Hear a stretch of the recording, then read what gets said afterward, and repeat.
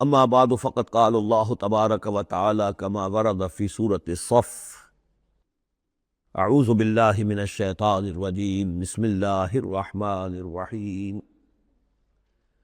سبح للہ ما فی السماوات وما فی الارض وهو العزیز الحکیم یا ایھا الذین آمنوا لم تقولون ما لا تفعلون کبر مقتا عند اللہ ان تقولوا ما لا تفعلون ان اللہ یحب الذین یقاتلون فی سبیلہ صفا کأنہم بنیان مرصوص صدق اللہ العظیم۔ رب اشرح لی صدری ویسر لی امری واحلل عقدۃ من لسانی یفقہوا قولی۔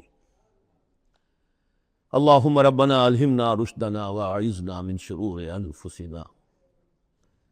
اللہم ارنا الحق حقا وارزقنا اتباعہ وارنا الباطل باطلا وارزقنا اجتنابہ۔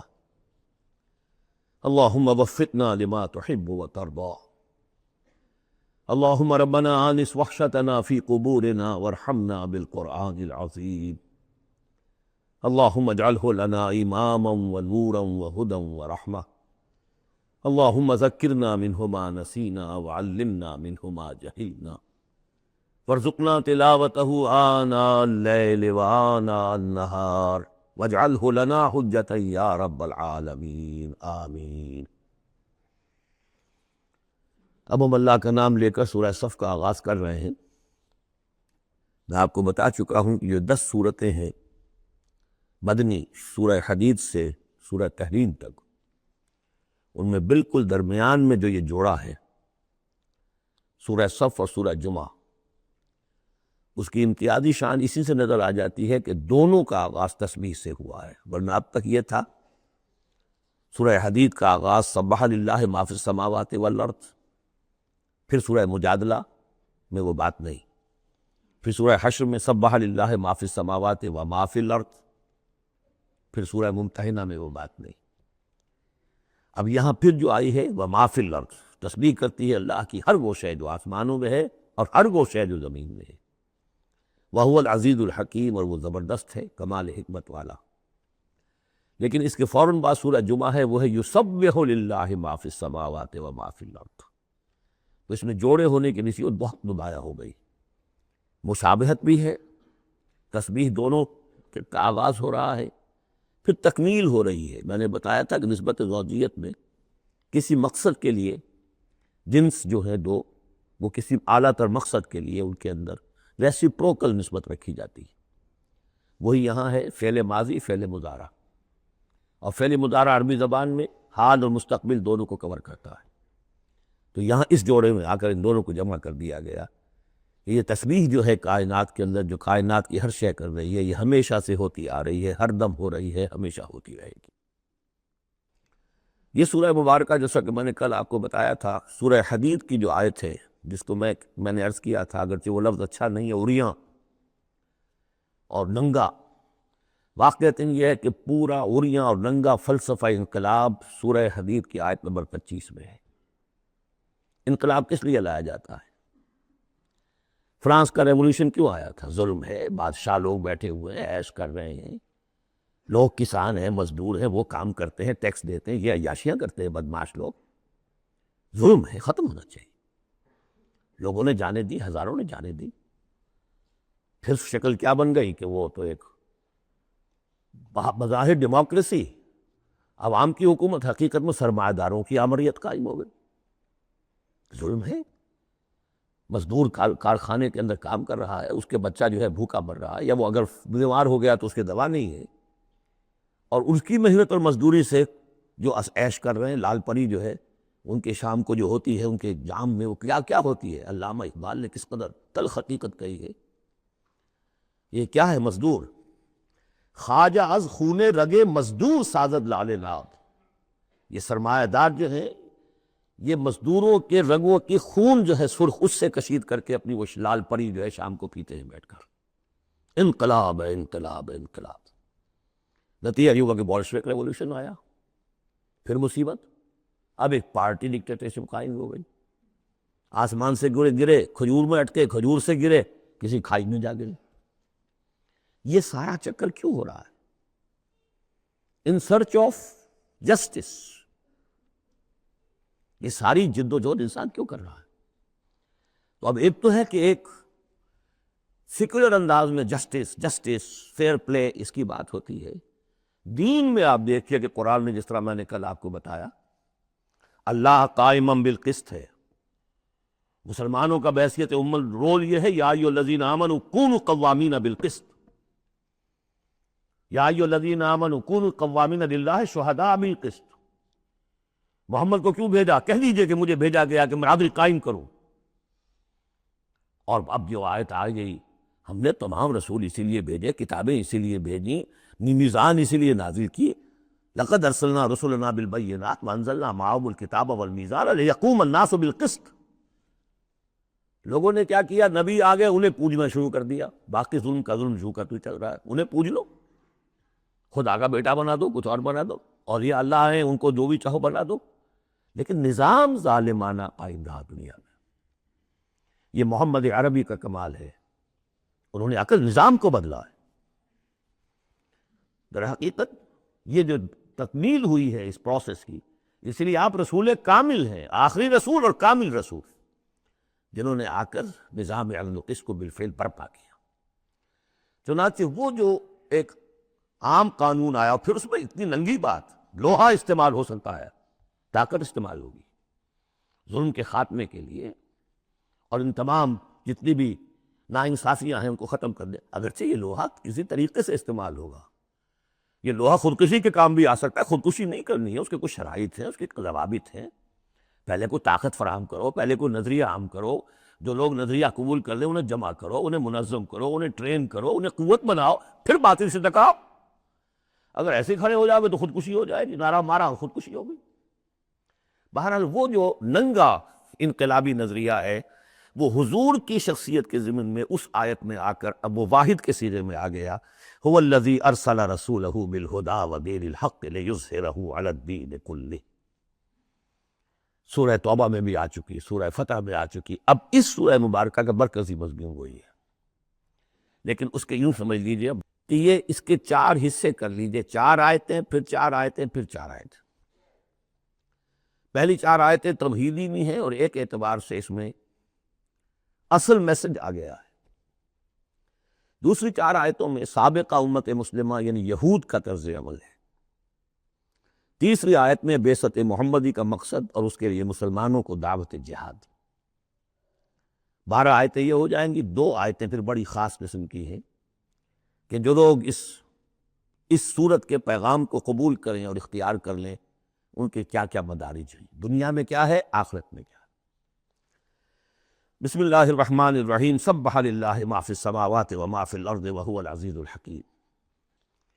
اب آ رہی ہے بات بالکل دو ٹوک، وہی جو میں نے کہا تھا ان تمام صورتوں میں ہے، زجر، توبیخ، جھنجھوڑنے کا انداز۔ کیا ہو گیا مسلمانوں تمہیں؟ یا ایھا الذین آمنوا ما لکم لم تقولون ما لا تفعلون، تمہیں کیا ہو گیا ہے مسلمانوں، تم جو کہتے ہو وہ کرتے نہیں، کیوں کہتے ہو جو کرتے نہیں؟ ایمان اللہ پر اور اس کے حکم پاؤں تلے، ایمان رسول کا، محبت رشق کے دعوے اس کے سنتوں یہ دجیاں بکھیر دو۔ کیا ہے یہ؟ اس وقت نہیں تھا یہ، میں نے کہا وہاں تو ذرا سی کمی آئی تھی، ابھی اوسط کچھ گرا تھا، اس کے اوپر یہ پکڑ آ رہی ہے۔ تو آج سوچئے کہ آج اگر کہیں قرآن نازل ہو جائے اور آج اگر کہیں محمد رسول اللہ آ جائے تو اس امت کو دیکھ کر کیا کہیں گے کہ میری امت ہے؟ یہ 1.5 ارب انسان میری امت ہے؟ لم تقولون ما لا تفعلون کبر مقتا عند اللہ ان تقولوا ما لا تفعلون۔ بڑی شدید بیزاری کی بات ہے اللہ کے نزدیک کہ تم کہو جو کرتے نہیں۔ اب بتائیے اس سے بڑی زجر و توبیخ کیا ہوگی؟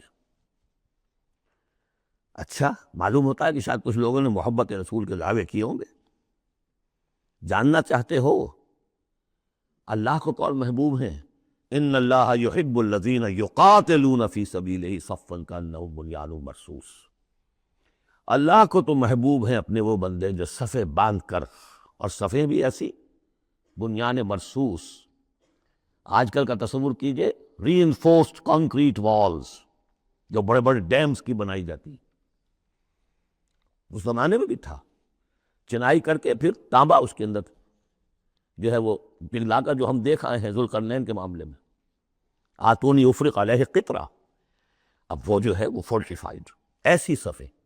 آج ایک صاحب نے توجہ دلائی، اسی کا عکس ہونا چاہیے ہماری جب نماز کے اندر صف بندی ہوتی ہے، کوئی خلا نہیں ہونا چاہیے. حضور نے فرمایا کہ شیطان کھڑا ہوتا بیچ میں، پھر کندھے سے کندھا ملا ہونا چاہیے، لیکن ہمارے ہاں اس کا کوئی اہتمام نہیں ہوتا. ہمارے ہاں اہل حدیث حضرات کو اہتمام کرتے، لیکن یہ ہے کہ کندھے سے کندھا ملنا اور پاؤں کے محاذات ایک ہونی چاہیے، آگے پیچھے نہ ہو. بہرحال یہ ضرورت ہے اس کی، ائمہ کو بھی کرنی چاہیے کوئی نہ کوئی توجہ. تو یہ اصل میں سمم بونم ایک اصطلاح ہے فلسفے کی، کہ ہر فلسفہ اخلاق میں ایک تصور ہوتا ہے خیر اعلیٰ، the highest good, highest virtue کیا ہے. آپ ایک فلسفہ دیتے ہیں اخلاق کا، اس کی روح سے سب سے بڑی نیکی کون سی ہے، تو جان لیجئے اسلام میں سمم بونم، اسلام کے خیر اعلیٰ قتال فی سبیل اللہ ہے. ان اللہ یحب الذین یقاتلون فی سبیلہ صفا کانہم بنیان مرصوص. اب سوچ لو، دیکھ لو، سوچ سمجھ کر قدم رکھو، جس کو ہو جان و دل عزیز اس کی گلی میں جائے کیوں. اس راستے پر آنا ہے تو یہ سمم بونم ہے. یہ 4 آیتیں ہو گئیں تمہید کی. 4 آیتیں ہیں اب بنی اسرائیل نے کیا کیا اللہ کے جلیل قدر پیغمبروں کے ساتھ. وَإِذْ قَالَ مُوسَىٰ لِقَوْمِهِ يَا قَوْمِ لِمَ تُؤْذُونَنِي وَقَدْ تَعْلَمُونَ أَنِّي رَسُولُ اللَّهِ إِلَيْكُمْ. یاد کرو جب کہ کہا موسیٰ نے اپنی قوم سے، اے میری قوم کے لوگوں کیوں مجھے ایذا دے رہے ہو، کوفت پہنچا رہے ہو، تکلیف دے رہے ہو.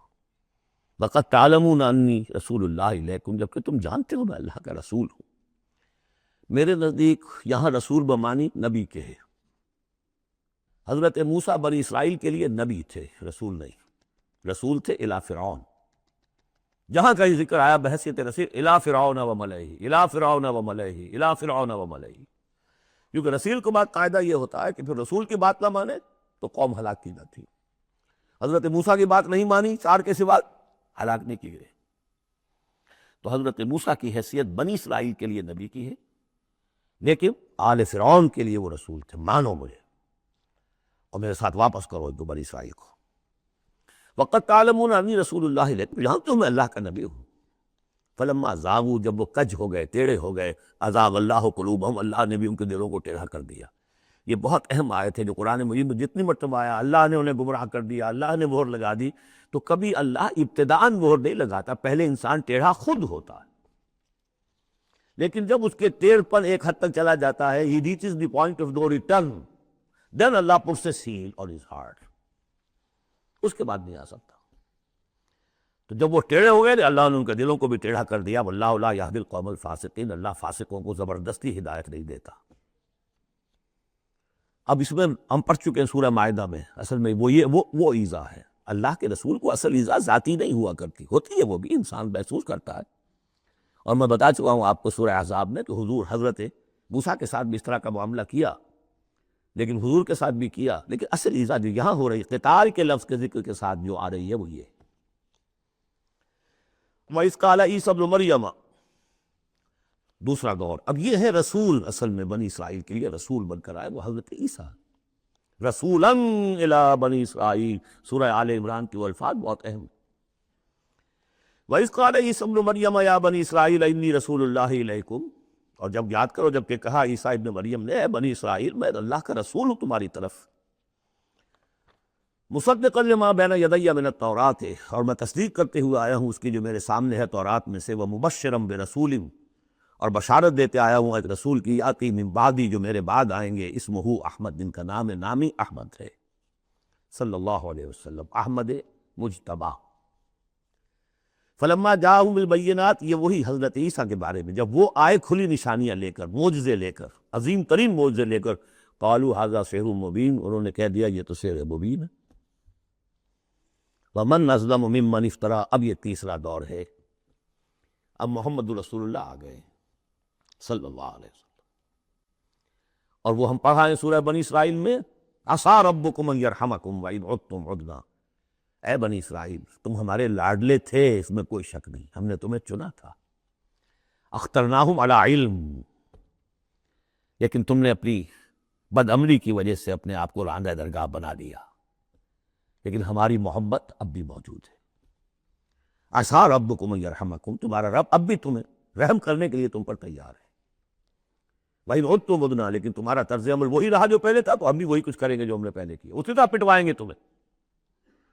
نبوکدنضر سے پٹوایا، اور گریک سے پٹوایا، اسیرین سے پٹوایا، رومن سے پٹوایا، اور اب اس صدی میں آ کے جرمن سے پٹوایا۔ 60 لاکھ 6 ملین، واللہ اعلم۔ بہرحال اب تیسرا دور آیا، وَمَنْ أَظْلَمُ مِمَّنِ افْتَرَىٰ عَلَى اللَّهِ الْكَذِبَ، اس سے بڑھ کر ظالم کون ہوگا جو اللہ پر جھوٹ تلاسے۔ وَهُوَ يُدْعَىٰ إِلَى الْإِسْلَامِ، بلایا جا رہا اسلام کی طرف، اب محمد رسول اللہ انہیں دعوت دے رہے ہیں۔ وَاللَّهُ لَا يَهْدِي الْقَوْمَ الظَّالِمِينَ، اللہ ایسے ظالموں کو زبردستی ہدایت نہیں دیتا۔ عسیٰ ربکم ان یرحمکم، لیکن اس کے بعد فرما دیا اگلی آیت میں، ان ھذا القرآن یہدی للتی ہی اقوم، یہ قرآن ہے، شاہدرہ ہے، ہماری رحمت کا شاہدرہ قرآن حکیم میں داخل ہونا ہے، آؤ داخل ہو جاؤ۔ اب حضور کے ساتھ جو کچھ کر رہے تھے اس کا کلائمیکس یہ تیسری آیت ہے، یریدون لیطفئوا نور اللہ بافواہہم، وہ تلے ہوئے ہیں کہ اللہ کے نور کو اپنی منہ کی پھونکوں سے بجھا کر رہیں گے۔ یہ خاص یہود کے بارے میں ہے یہ آیت، اچھی طرح سمجھ لیجیے، اور اس کا کلائمیکس اب آ رہا ہے، اب آ رہا ہے۔ The final showdown is going to come now and not very far off, very soon. Armageddon اسے کہہ لیں۔ یہود پوری طریقے سے پوری عیسائی دنیا کو اپنے تسلط میں لا چکے ہیں، اور جو کچھ ہونے والا ہے الملحمۃ العظمیٰ جسے حضور نے قرار دیا ہے، عظیم ترین جنگ، اور آرمگڈون یہ ان کی کرسچین جو ان کی ہے اصطلاحات، انہیں وہ آرمگڈون ہے۔ بہرحال وہ تو ابھی آئے گا، ابھی تک تو ہم پڑھ رہے ہیں جو اس وقت ہو رہا تھا، ان میں جرت نہیں تھی، وہ سامنے آ کر مقابلہ نہیں کرتے تھے، وہ ہم پڑھ چکے ہیں سورہ حشر میں، کبھی بھی سامنے آ کر مقابلہ نہیں کریں گے، منہ کی پھونکوں سے بجھاتے ہیں دور دور سے۔ یہ استعارہ ہے کہ سامنے آ کے مقابلہ نہیں کرتے، سازشیں کرتے ہیں، منہ سے تو آدمی بات ہی کرتا ہے نا، سازشیں کر کے اس کو ابھارو، اس کو لے آؤ، اس سے حملہ کروا دو، قریش کو لے آؤ، فلاں کو لے آؤ، ان میں دم نہیں ہے۔ اسی کو کہا ہے مولانا ظفر علی خان نے، نور خدا ہے کفر کی حرکت پہ خندزن، پھونکوں سے یہ چراغ بجھایا نہ جائے گا۔ یریدون لیطفئوا نور اللہ بافواہہم واللہ متم نورہ ولو کرہ الکافرون، اللہ اپنے نور کا اتمام فرما کر رہے گا، خواہ یہ کافروں کو کتنا ہی ناگوار ہو۔ یہ جو آیت آئی ہے اس سے پہلے سورہ توبہ میں، یریدون ان یطفئوا نور اللہ بافواہہم ویابی اللہ الا ان یتم نورہ ولو کرہ الکافرون، اتنا سا فرق ہے، باقی آیت جو کی تو ہے۔ اب تیسرا حصہ اس سورت کا، اب حضور کی بعثت کس لیے ہوئی؟ هو الذی ارسل رسولہ بالہدی ودین الحق لیظہرہ علی الدین کلہ۔ یہ خاص آیت میں آپ کو بتا چکا ہوں کہ انبیاء کی بعثت، رسولوں کی بعثت کے لیے بشیر، نذیر اور مذکر، مربی، معلم، یہ سارے الفاظ، شاہد، یہ سب مشترک ہیں۔ یہ صرف محمد رسول اللہ کے لیے ہے، اور 3 دفعہ ہے۔ وہی ہے اللہ جس نے بھیجا اپنے رسول کو صلی اللہ علیہ وسلم، الہدا، کامل ہدایت نامہ جو ان پر کامل ہو گیا، اور دین حق، وہ میزان جو دی گئی تھی تمام انبیاء کو، وہ میزان اب کامل ہو کر دین حق، سچا، مکمل، عادلانہ، مبنی بر عدل و قسط نظام زندگی ہے جو اب بن گیا۔ کس لیے بھیجا ہے؟ لیظہرہ، سے ظالم کریں، یہ نہیں وہ پامال رہے اور 30 لاکھ لوگ حج کرتے رہے، بس اللہ خیر صلی اللہ۔ رہ گئی رسم ازاں روح بلالی نہ رہی، فلسفہ رہ گیا تلقین غزالی نہ رہی۔ یہ 30 لاکھ آدمی اگر کفن باندھ لے اپنے سر سے تو دنیا میں انقلاب آ جائے گا نہ آ جائے؟ حج کری آؤ، رمضان کا عمرہ کراؤ، ریچولز ڈیوائن ریچولز، حرام سے کمائی کرو اور عمرے کرو۔ هو الذی ارسل رسولہ بالہدی ودین الحق لیظہرہ علی الدین کلہ ولو کرہ المشرکون، مشرکوں کو تو یہ پسند نہیں ہوگا۔ مشرک چاہیں گے توحید کا نظام قائم ہو جائے، اللہ کی حکومت پوری زندگی پہ قائم ہو جائے۔ اور مشرک کون ہے؟ مشرک صرف بت پرست نہیں ہے، سب سے بڑا مشرک وہ ہے جو کہ ہیومن ساورنٹی کا اعلان کر رہا ہے، وہ تو خدائی کا اعلان کر رہا ہے۔ بت پرست نے تو یہی سمجھا ہوگا یہ کوئی دیوی ہے، دیوتا ہے، کوئی ہماری سفارش کر دے گا، اس کے علاوہ وہ تو خدا بن رہے ہو تم کہ ہم حاکم ہیں۔ یہ دعوت تو نمرودیت کا دعویٰ ہے، یہ دعوت تو فرعونیت کا دعویٰ ہے، حاکم ہم ہیں۔ الیس لی ملک مصر وہذہ الانہار تجری من تحتی۔ فرق یہ ہے کہ وہ ایک شخص ہوتا تھا، آپ پوری قوم ہے، بس اور کچھ بھی نہیں۔ وہ کبھی پسند نہیں کر سکتے، تصادم ہونا ناگزیر ہے، جہاد کرنا پڑے گا، کشمکش کرنی پڑے گی۔ اب وہ کون کریں گے؟ جو اللہ کو ماننے کا دعویٰ کرے اور رسول کو ماننے کا دعویٰ کرے۔ اگلی آیت پڑھ لیجئے، یا ایھا الذین آمنوا هل ادلکم علی تجارۃ تنجیکم من عذاب علیم۔ اے ایمان کے دعوے دارو، کیا میں تمہیں بتاؤں وہ تجارت جو تمہیں دردناک عذاب سے چھٹکارا دلا دے؟ تؤمنون باللہ ورسولہ وتجاہدون فی سبیل اللہ باموالکم وانفسکم۔ ایمان لاؤ اللہ پر جیسے کہ ایمان لانے کا حق ہے۔ سورہ نساء میں بھی پڑھ چکے ہیں ہم، یا ایھا الذین آمنوا آمنوا باللہ ورسولہ والکتاب الذی نزل علی رسولہ۔ سورہ حجرات میں ڈیفینیشن مومن کی یہی ہے، انما المؤمنون الذین آمنوا باللہ ورسولہ ثم لم یرتابوا وجاہدوا باموالہم وانفسہم فی سبیل اللہ۔ تؤمنون باللہ ورسولہ وتجاہدون فی سبیل اللہ باموالکم وانفسکم ذالکم خیر لکم ان کنتم تعلمون یغفر لکم ذنوبکم ویدخلکم جنات تجری من تحتہا الانہار۔ وہ تمہارے لیے تمہارے گناہ بخش دے گا، تمہیں داخل کرے گا ان باغات میں کہ جن کے نیچے نہریں بہتی ہوں گی، اور ان باغات میں مسکن دے گا، مساکن طیبہ، بہت پیارے، بہت اعلیٰ، فی جنات عدن، ریزیڈنشل گارڈنز میں۔ ذالک الفوز العظیم، یہی بڑی کامیابی ہے۔ یہ بہت اہم نکتہ ہے، بندہ مومن کی نگاہ اس کامیابی پر جمی ہونی چاہیے، دنیا کی کامیابی پہ نہیں، دنیا میں دین کی کامیابی پر بھی نہیں۔ آپ حیران ہو یہ کیا کہہ رہا ہے؟ نصب العین صرف آخرت۔ اگر آپ نے دنیا میں کامیابی کو نصب العین بنا لیا تو گڑبڑ ہو جائے گی، پھر آپ کہیں گے یہ تو صحیح طریقے سے کام نہیں ہو رہا تو ٹیڑھے سے کرو، سیدھی انگلیوں بھی نہیں نکلتا تو ٹیڑھی کرو، بائی ہوک اور بائی کروک، جیسے کوئی ہاکی کا پلیئر چلتا ہے لے کر کیری کرتا ہے، اسی میں تحریک گم ہو جاتی ہے۔ تحریکوں کے قبرستان بنے ہیں اسی بنیاد پر۔ تم دیکھو تمہارا فرض یہ طریقہ کاری، اس طریقے پہ کام کرتے رہو، نتیجہ نکلے نہ نکلے تمہیں اس سے کوئی بحث نہیں۔ ہاں طریقہ کار پر نظر ثانی کرتے رہو، ہو طریقہ محمد رسول اللہ سے ماخوذ، اور منہاج لِكُلٍّ جَعَلْنَا مِنْكُمْ شِرْعَةً وَمِنْہاجًا، ہم نے ہر ایک کو تم میں سے شریعت بھی ایک دی ہے، منہاج بھی دیا ہے۔ منہاج محمدی کیا ہے بولو؟ تو امت محمد ہو صلی اللہ علیہ وسلم۔ تو یہ بات نوٹ کر لیجئے، بہت اہم ہے، بس تجزیہ کر لیجئے اب تک جو کچھ آیا ہے اس میں، بلکہ اب آخری دو آیتیں بھی پڑھ لیجئے۔ ایک حیثیت سے یہ 12ویں آیت پر آ کر مضمون مکمل ہو گیا۔ ذالک الفوز العظیم، بڑی کامیابی ہے یہ۔ البتہ دنیا میں ایک اور بونس کی شکل میں ہے، وَأُخْرَىٰ تُحِبُّونَهَا، ایک اور شے جو تمہیں بہت پسند ہے۔ اللہ کی نگاہوں میں تو اس کی کوئی حیثیت نہیں، اس لیے کہ اللہ کی نگاہ میں تو اگر وہ کرنا ہی چاہے تو دین حق کو غالب کر دے آنے واحد میں۔ اللہ تو تمہیں دیکھ رہا ہے بس کہ تم نے کتنی کچھ جانفشانی کی، کہ کیونکہ تمہارا امتحان ہے۔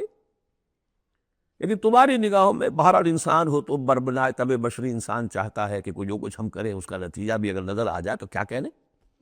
وَأُخْرَىٰ تُحِبُّونَهَا، اور وہ دوسری چیز اور بھی جس کا جو تمہیں پسند ہے، وہ کیا ہے؟ نصر من اللہ وفتح قریب، اب اللہ کی طرف سے مدد آیا چاہتی ہے اور فتح تمہارے قدم چوما چاہتی ہے۔ لیکن یہ ظاہر بات ہے یہ کب اتری ہے، یہ میں آپ کو بتا چکا ہوں، اس کو سمجھیے سورہ صف کو، سورہ احزاب کا ضمیمہ، وَبَشِّرِ الْمُؤْمِنِينَ، یہی الفاظ آئے ہیں، اور اے نبی اس کی بشارت دے دیجئے اہل ایمان کو۔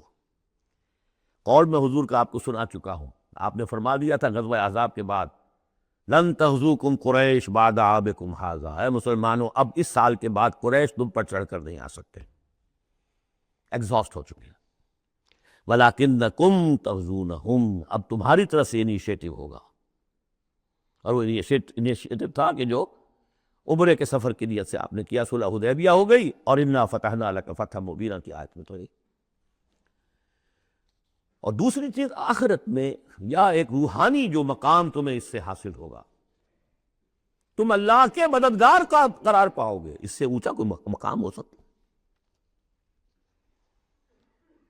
یا ایھا الذین آمنوا کونوا انصار اللہ، اگر تم اللہ کے دین کا جھنڈا اٹھانے کے لیے اپنی جانیں لگا رہے ہو تو کس کے مددگار ہو؟ اللہ کا دین ہے، جھنڈا اس کا ہے، اور یہ فرض منصبی اصل تھا محمد کا، تو ان کی بھی مدد ہے۔ من انصاری اللہ آگے آ جائے گا۔ اہل ایمان اللہ کے مددگار بنو، کما قال عیسیٰ ابن مریم للحواریین، جیسے کہ کہا تھا عیسیٰ ابن مریم نے اپنے حواریین سے، من انصاری اللہ، کون ہے میرا مددگار اللہ کی راہ میں؟ دیکھیے جیسے بیعت کی نسبتیں آئی تھیں دو، بیعت حضور سے، بے اللہ سے، لہذا تیسرا ہاتھ اللہ۔ وہی مسئلہ یہ ہے، نصرت اللہ کی، لیکن میری نصرت اللہ کی طرف۔ اللہ کی نصرت کیسے کرو گے؟ میری نصرت کرو اللہ کے راستے میں، محمد رسول اللہ والذین معہ۔ اب بھی طریقہ جو فطری ہے وہ یہی ہے، جس کو بھی اللہ ہمت دے دے وہ کھڑا ہو۔ میں نے یکسو ہو کے فیصلہ کر لیا، میں نے تو اب اسی کے لیے جینا، اسی کے لیے مرنا ہے، آؤ بھائی کون میرے ساتھ آتا ہے؟ میں انصاری اللہ، میں تو چل رہا ہوں، کوئی ساتھی ملے گا تب بھی چلوں گا، نہیں ملے گا تب بھی چلوں گا۔ اب کون میرے ساتھ آتا ہے؟ من انصاری اللہ، جو ہاتھ میں ہاتھ دے وہ اس کا ساتھی ہے۔ اذ قال عیسیٰ ابن مریم للحواریین من انصاری اللہ قال الحواریون نحن انصار اللہ۔ اگرچہ وہ مددگار تھے حضرت عیسیٰ کے، حقیقت وہ تھے اللہ کے، بظاہر عیسیٰ کے، حقیقت اللہ کے۔ فآمنت طائفۃ من بنی اسرائیل، تو بنی اسرائیل دو گروہ میں تقسیم ہو گئے، ایک وہ جو ایمان لے آیا اور ایک وہ جو کفر پر اڑا رہا۔ وکفرت طائفہ فأیدنا الذین آمنوا علی عدوہم، تو ہم نے مدد کی ان کی جو ایمان لائے تھے ان کے خلاف، کہ جنہوں نے کفر کیا تھا ان کے دشمنوں کے خلاف۔ فاصبحوا ظاہرین، بالآخر وہی کامیاب ہوئے۔ لیکن یہ کامیابی آسانی سے ہاتھ نہیں آئی تھی، اچھی طرح سمجھ لیجیے گا۔ 300 برس لگے ہیں حواریین مسیح کو، اور ان کے اصل پیروکار جو تھے حضرت مسیح کے، وہ سختیاں انہوں نے جھیلی ہیں۔ تاریخ انسانی میں اگر آپ لیں گے ایک مقدار کی حیثیت سے تو اتنی زیادہ قربانیاں شاید کسی نبی کے ساتھیوں نے نہیں دی۔ ایک ہے ایک چیز جو ہے وہ سمٹ کر آ گئی ہو تھوڑے سے وقت میں، وہ ہے حضور کا معاملہ، کہ حضور کا اور آپ کے ساتھیوں کا۔ لیکن جتنے طویل عرصے تک اور جس قدر شدید پرسیکیوشن، عام خیال یہی، اور میں بھی اس کا قائل ہوں، کہ سورہ یاسین میں جو ذکر ہے، وہ جو 2 رسول بھیجے گئے اور پھر تیسرا بھیجا گیا، وہ اصل میں حواریین مسیح تھے، رسول کے رسول تھے، اللہ کے رسول نہیں تھے براہ راست۔ اسی طریقے سے آپ کو معلوم ہے جو پرسیکیوشنز ہوئی ہیں ان کی، جس طریقے سے ستایا گیا ہے۔ جو اصحاب الاخدود تھے وہ بھی عیسائی تھے، جن کو کہ یہودیوں نے جلایا، ابو نواس نے، وہ بھی عیسائی تھے، حضرت مسیح کے ماننے والے۔ اسی طریقے سے یہ 7 سلیپرز قوم سے جو جان بچا کر گئے تھے، یا اصحاب کہف، عیسائی تھے۔ رومی شہنشاہیت تھی، بت پرستوں کی شہنشاہیت تھی، اس میں جو کچھ پرسیکیوشن ہوئی ہے، وہ تو 300 عیسوی میں پھر رومن امپائر نے عیسائیت قبول کی ہے۔ اس کے بعد سے پھر ظاہر بات ہے، چاہے عیسیٰ کو وہ صحیح طور پہ مانتے ہیں، غلط طور پہ مانتے ہیں، ان عیسیٰ کے ماننے والے ہیں، وہ کہتے ہیں وہ حرام زادہ ہے، وہ کہتے ہیں کہ نہیں وہ اللہ کا بیٹا ہے، بس اتنا ہی فرق ہو گیا، وہ ایک انتہا کو نکل گئے، وہ دوسری انتہا کو نکل گئے۔ باسٹرڈ کہتے ہیں کھلم کھلا، سن آف مین، اور وہ لوگ کہہ رہی اللہ کا، لیکن مانتے تو ہیں، یہ انکار کرتے ہیں۔ تو ہمارے یہاں بھی کتنے ہی لوگ ہیں حضور کے رتبے کو جب راتوں میں بیان کرنے آئیں گے، اللہ سے کم چھوڑتے ہیں، اللہ سے اوپر بتا دیتے ہیں۔ اوتار کا عقیدہ تو میں آپ کو بتا چکا ہوں، وہی جو مصطفی عرش تھا خدا ہو کر اتر پڑا وہ مدینے میں مصطفیٰ ہو کر۔ مدینے کی مسجد میں ممبر کے اوپر بغیر عین کے ایک عرب ہم نے دیکھا، عرب میں سے عین نکال دے کیا رہ جائے گا؟ رب۔ کون ہے کہنے والا؟ یہ مسلمان، محمد کا امتی ہے۔ تو یہ جو انتہائیں ہوتی ہیں، غلو ہوتا ہے، یا اہل الکتاب لا تغلو فی دینکم، تو غلو ہم کم ہے، کم کرنے والے۔ کون سا جرم ہے جو پچھلوں نے کیا ہم نے نہیں کیا، سوائے اس کے کہ اس قرآن کی تحریف ہم نہیں کر سکے، اس کے متن کی، بس۔ اور وہ اس لیے کہ اسپیشل پروٹیکشن اللہ کی تھی۔ یہ ہے سورہ صف۔ ایک سورت بھی سمجھ میں آ جائے تو زندگی کا راستہ بالکل واضح ہو جاتا ہے۔ البتہ یہ جو قتال اس میں بتایا گیا، میں نے عرض کیا تھا قتال ایسا نہیں ہے کہ اٹھاؤ ہتھیار جاؤ نعرہ مارو اور خودکشی کر لو، ٹکرا جاؤ. اس کا ایک پروسیس ہے. پہلے اس کے لیے مردان کار چاہیے، ایسے مردان کار جن کے دلوں میں اللہ کی محبت کے سوا دنیا کی کوئی محبت نہ رہ گئی ہو، جو ہم سورہ شورا میں پڑھ چکے ہیں. فما اوتیتم من شیء فمتاع الحیاۃ الدنیا وما عند اللہ خیر وابقی للذین آمنوا وعلی ربہم یتوکلون. طالب آخرت بن چکے ہو، واقعتاً کہنے کی حد تک نہیں، زبانی کلامی نہیں، فی الواقع. پھر ان کے اندر وہ اخلاص اور خلوص، پھر ایک نظم کی پابندی، ایک لیڈر کے ساتھ عہد، جو کہو گے. یہ تقاضے اگر پورے نہیں ہوتے، اور محترم تعداد کے اندر 2-4 سے تو نہیں ہوگا معاملہ.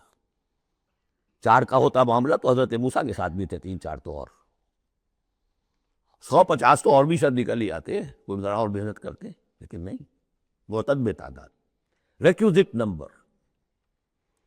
لہذا اس کو تیار کرنے کے لیے کیا طریقہ کار ہے؟ یوں سمجھیے کہ منہج انقلاب محمدی کے 2 حصے ہیں. اوپر کا حصہ ٹکراؤ، تصادم، وہ سب کو معلوم ہے. غزوہ بدر، غزوہ احد، غزوہ احزاب، فلاں فلاں کس کو نہیں معلوم؟ لیکن اکبر الآبادی کا بڑا پیارا شعر ہے، خدا کے کام دیکھو بعد کیا ہے اور کیا پہلے، نظر آتا ہے مجھ کو بدر سے غار حرا پہلے. یہ غار حرا کی جو تنہائیاں تھیں، جو سوچ و بچار تھا، پھر اس نے 12 برس تک مکے میں جو دعوت، تبلیغ، تربیت، تزکیہ، تعلیم، تنظیم، یہ کام کیا. یہ ہے جس کا نتیجہ سامنے نظر آتا ہے. چاہے تمہارے جسم کے ٹکڑے اڑا دیں، تم نے ہاتھ نہیں اٹھانا. یہ ارادہ آسان کام ہے کوئی؟ بلی کو بھی آپ گھیر لیں اگر کسی کونے میں تو وہ آپ پر حملہ کر دے گی. ڈیسپریٹ آدمی 2-3 کو مار کر مرے گا، ایسے نہیں مر سکتا آدمی. آدمی بڑی شے ہے، لیکن اجازت نہیں ہے. یہ تیاری جو کرائی ہے محمد رسول اللہ نے، تو ایک ہے تصادم کا مرحلہ، اور ایک ہے تصادم کے لیے آدمی تیار کرنا. آدمی فراہم کیسے کرے، تیار کیسے کرے؟ اس کو میں نے قرار دیا ہے منہج انقلاب نبوی کی اساسی منہاج. ایک ہے تکمیلی منہاج، تصادم، ٹکراؤ، جنگ. اساسی منہاج ہے how to procure proper people, procurement of people and then their training. یہ ہے مسئلہ، اور اس کا مرکز و محور قرآن ہے. آدمی سورہ جمعہ اسی سے بحث کر رہی ہے. یوں سمجھ لیجئے کہ بعثت محمدی کا مقصد، اس کے لیے تصادم کے مراحل، یہ سورہ صف میں، لیکن اس کے لیے مردان کار کی تیاری کا عمل سورہ جمعہ پہ.